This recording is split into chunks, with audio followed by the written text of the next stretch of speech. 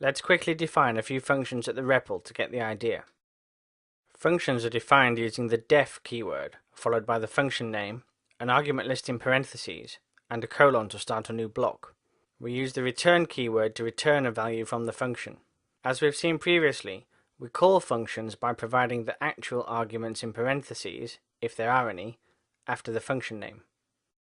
Functions aren't required to explicitly return a value though. Perhaps they produce side effects.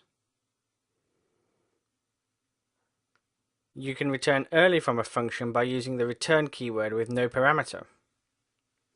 A return keyword without a parameter, or the implicit return at the end of a function, actually causes the function to return none, although remember that the REPL doesn't display non-results, so we don't see them. By capturing the returned object into a named variable, we can test for none.